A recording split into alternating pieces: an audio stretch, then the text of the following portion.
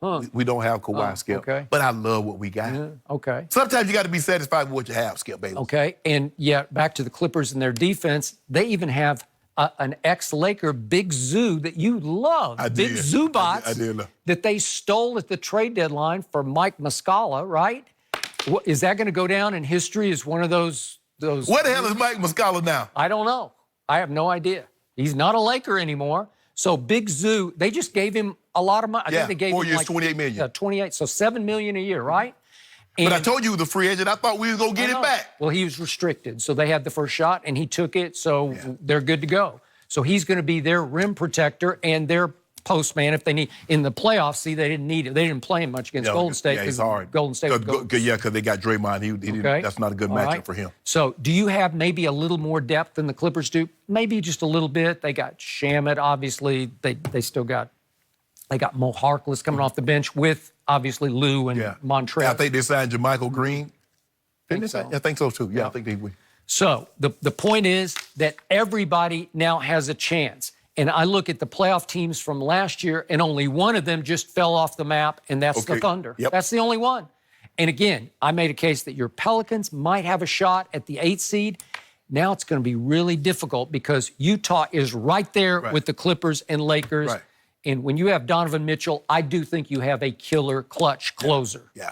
And he's only going to get nothing but better with Mike Conley, where he doesn't have to handle it so much. Yeah, it's going to be tough for the Pelicans, Skip, because Houston, even though with all their bickering, they're still a 50-plus win team. And listen, don't write off Portland. Golden State. Don't write them off. Once Clay comes back full tilt, which I think it'll be in March, maybe for the playoffs, then they're going to be a factor. Denver is just, they're just going to get more experience.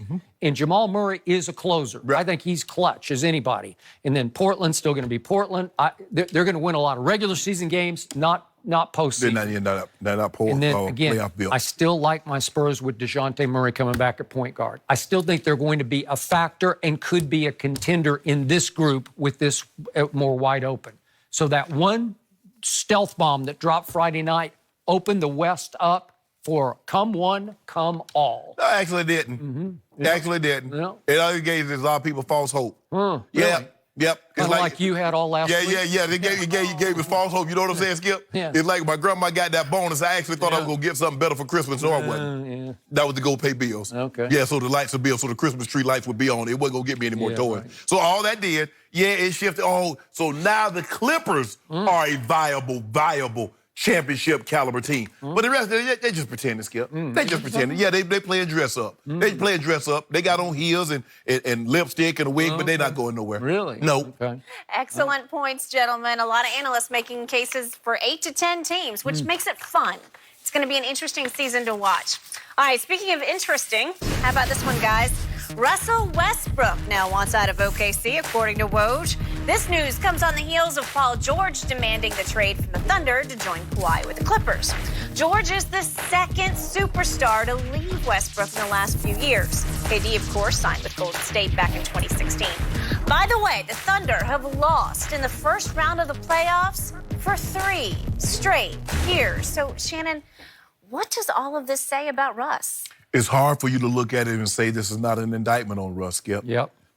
Guys are leaving saying I have a better chance to win elsewhere than with you. Here's a guy that's averaged a triple-double for 3 straight years. He's an MVP of the league. He plays hard. He doesn't cheat you on any night. You know you're going to get 1,000% effort from Russ. But KD says, bro, I was here 8 years, 9 years, and I can't win with you. Paul George was there for a year and a half and said, bro, I love you. You're a great guy, but I can't win. I don't know how you look at it any other way. Russell Westbrook wants to get traded for one simple reason.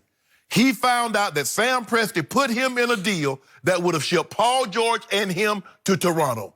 He says when James Harden wanted out, I stayed. When Kevin Durant walked out and you didn't get jack for him, I stayed. He did. So you just told me what you really think of me. And everybody gets upset when players want to go pair up or players want to leave. Well, teams are always looking. I'm going to do what's in the best interest of the team. Well, Russ says, you know what?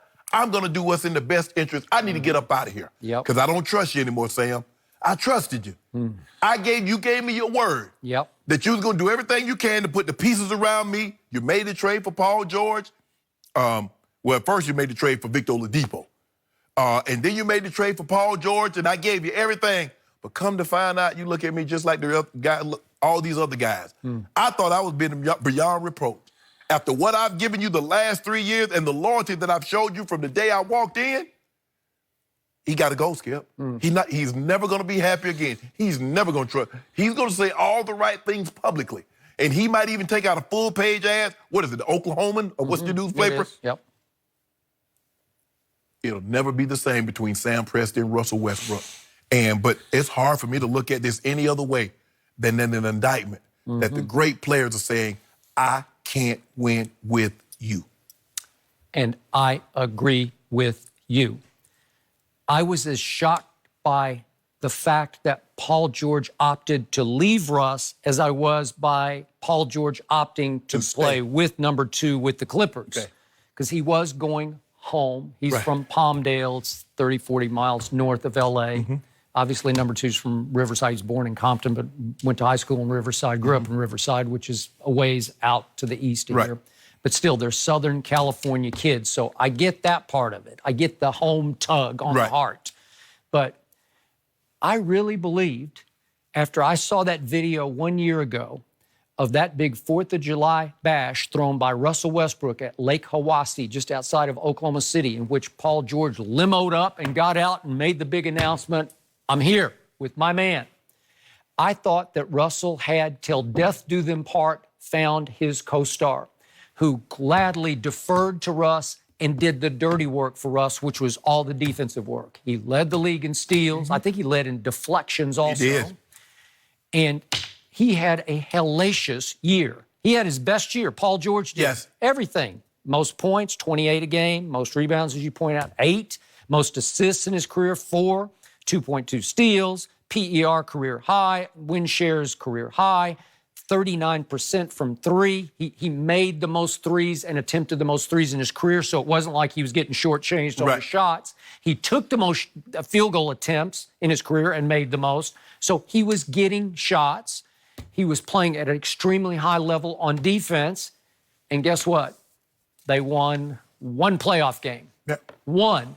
And I think he sat back and went Kevin Durant and decided, you know what? I just don't know if I'm ever going to be able to win a playoff series, or let alone a championship with that guy as the principal primary decision maker. You're absolutely right. And I believe 2 things can always be true. I believe that Kevin Durant and Paul George really, really like Russell as a person. I agree. But I believe they came to the realization, I might like you as a person, but as a ball player, I do not believe with the style of play that you exhibit, I don't believe I can win a championship like that. That's what they said. The man just signed a 4-year contract last year. And 1 year into that contract, he goes and tells Sam Presti, trade me to the Clippers. Get whatever you can, and I don't want, we're going to keep this hush. We're not going to make us think about it, but I want out. How does Russ look at it any other way? So if I'm Jerry West on Tuesday in my first meeting with number 2, and he says, you got to go get me a co-star, how about Paul George? If I'm Jerry West, I'm saying, I can't. He just signed. He's Russ's guy, right? Number 2 says, let me work on that. Let me see if I can open that door for you. And he got that flip phone. He got that flip phone out. You know, Kawhi got a flip phone. Flipped it out. And bing, bing, bing, bing, bing. Can you text off a flip phone? I guess you still can. I guess. I don't know. It takes a long time. You have to do that. You have to do it. I mean, think about that, Skip. And so Russ went to bed. And I guess he was in bed. He might be on vacation. But he's thinking, okay, me and Paul George, blah, blah, blah, we got this. And then it wakes up. And not only did Paul George get traded, you find out that they tried to trade you. True. After the fact, the next day. Okay, so Kyrie was the same situation. Remember when Kyrie found out they tried to trade him? Kyrie says, okay, you wanted to, go ahead and do it. That is true. So, bottom line on Russell Westbrook, I always tell you, I love to watch him. I do. In fact, I love to watch him as much as I love to watch anybody play in this league. But I wouldn't want to play with him. And I love how hard he plays, but I'm still convinced, and you've made this point back to me, he's playing for his brand and his stats more than for winning, because I think he's a little more interested in starring than winning. He wants to be the MVP. Right. He wants to triple-double every year, to average the triple-double. Right. And he just keeps pulling it off to his glory at the expense of team glory. Not that I'm not saying he doesn't want to win. He just wants to star a little bit more than he wants to win. Yes. And when you're the point guard and that is your basic bottom line psyche mentality, you're going to have a hard time. It's going to be hard to win with him or play with him. Yes. Right? I just believe, Skip, there's a difference between playing hard and playing smart. I believe he plays smart, plays hard 1,000% of the time. I don't believe he always plays smart. You don't come down and jack up shots if you got a 3-4 point lead and you're jacking up shots with 18 seconds on the shot clock. And he will do that. I mean, I just feel, and it's hard for me to look at it, and I'm sure he's looking at it the same way. Yep. I've had 2 guys in the last 4 years, top players, says, you know what? I got a better chance to win over there than right here. That is true. So my second biggest laugh out loud of the weekend was number 1, of course, it was number 2 to the Clippers. But my second one was when I heard that Daryl Morey is interested in acquiring Russell Westbrook. To do what? I'm thinking, what? Because I'm going to point out the last 2 years, James Harden has led the